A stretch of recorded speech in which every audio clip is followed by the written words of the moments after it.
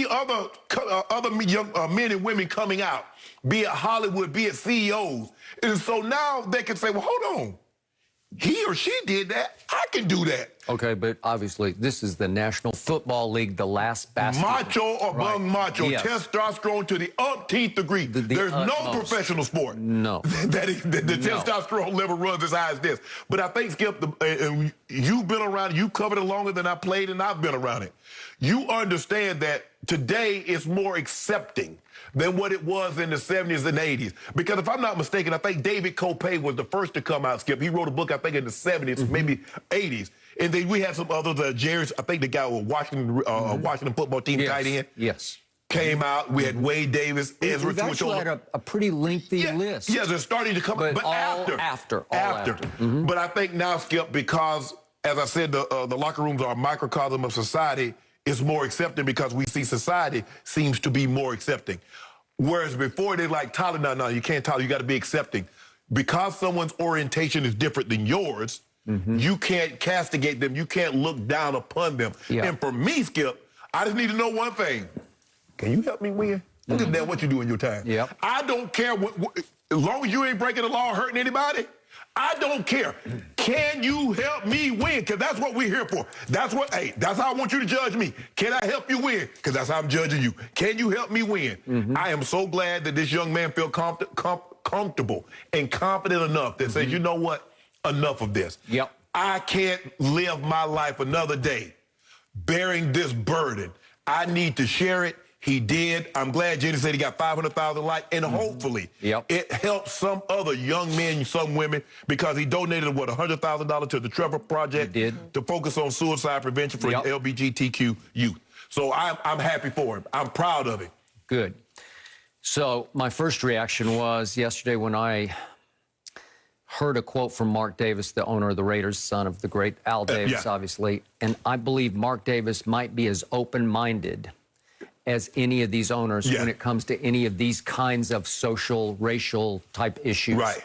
So I do think that Carl's in a good place here with the right man at the top. Yes.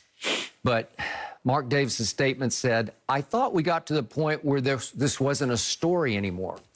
And when I first saw Carl on one of the networks where I saw the video, my first thought was, wait a second, I thought there were several who were out. Right. No, they're not. No. I've just been aware of so many post-career. Correct. And covering teams through my many years, you being on teams, I was aware of so many who were in the closet that at some point in my head, I thought we had sort of passed this point of no return where it had become widely just completely okay in the locker room. To the point that Mark Davis is saying, I thought we got past this point that this even needs to be a story. Well, no, he's the only one. He's the only active player. I'm not so sure, Skip, that every time someone does this in football, I'm not so sure it's not going to be a story because of, as you said, the hyper-masculinity that's associated with football. Okay, so now we get back to Carl Nassib. And to me, it's going to take a specially built young man to step forward and break this ground. Because Michael Sam struggled with it. Did you go through? I know I was on. I was on your show with Michael Sam. I think we did do it. We did. Back in the ESPN days. But remember, Michael Sam, I watched him a lot at Missouri, and I really liked him as a football player. He was co-SEC Defensive Player of the Year and with C.J. Mosley, and I thought, he can play. So it'll be just fine because he can play. And then he lasted until the 7th round and the 3rd pick from the bottom. And it felt like the Rams just did the league a favor. They were then the St. Louis Rams. He was at Missouri, just up the road in Columbia. And they said, okay, we'll try this. And he didn't last through training camp and was cut. And I thought, that's just bizarre. My Cowboys took a flyer and put him on the practice squad, and he didn't last a month on the practice squad, and the word out of Dallas was he can't play. And he also wasn't taking football nearly as seriously as he was his cause as a new spokesman and a sort of the face of that, you know, the NFL movement when it came to that. So the point was, Michael Sam couldn't play well enough. And he also, I never got the feeling he was that comfortable in the role. Right. Carl's comfortable. Yes. As we saw in Hard Knocks when he was first with the Browns. Right.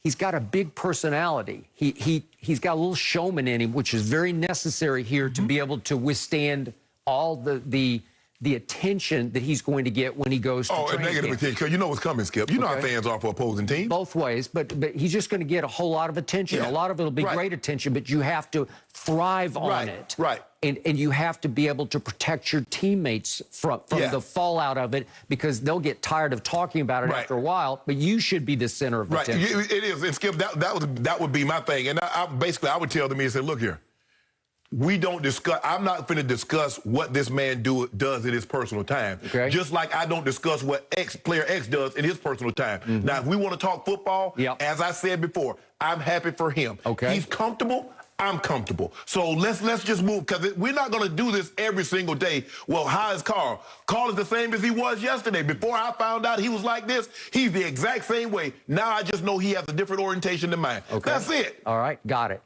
So what do we know about Carl's background? Well, it's fascinating, and it's rare.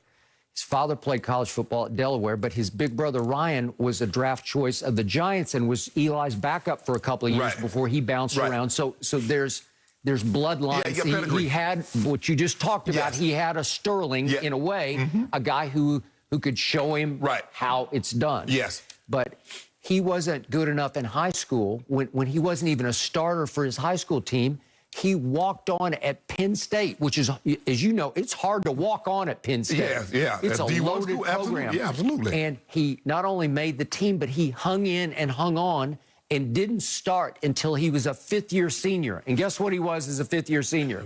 He was the Defensive Player of the Year in the Big Ten.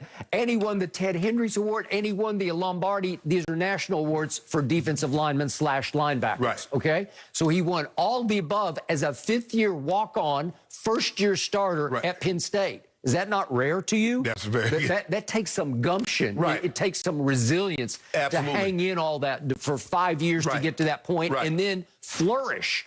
Then he was only a third round. You would think off that he'd be a higher draft pick, but he was a third rounder by Cleveland, where we saw him on Hard Knocks, obviously.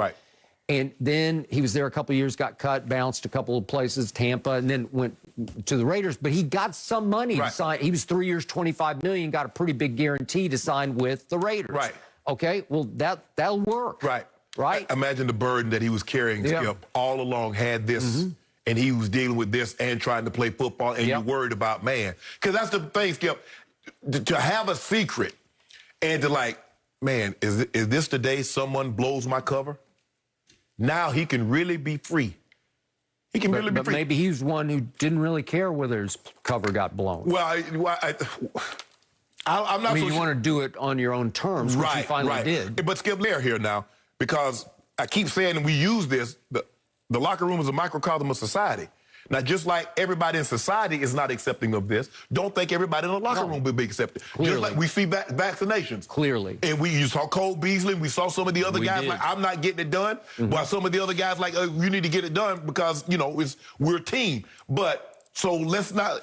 I'm happy, and I'm sure some of the other guys will be more than accepting, and they're not gonna say anything publicly. They're not gonna, you know, man, I can't believe you did that. You live your life like this. But it is what it is. I have no problem with it, and I'm happy for him because he had enough courage to say, you know what, this is who I am. Guess what? I was sacking the quarterback before y'all knew. Guess what I'm gonna do now? Still go get the quarterback. So I first was aware of him on that Hard Knocks little speech that he gave to the defensive linemen in their meeting, where he went up to the whiteboard and he lectured them about who knows what compound interest is. And he was trying to explain, if you just take your money now and forget about a financial advisor, if you can invest it at 10%, and my first thought was, hey, Carl, if you can find me a 10% you can trust, please, I'll sign up right now. You better get 3 to 5. Yes, you're lucky to get 3 to 5 that you can trust going forward. But the point is, his logic was exactly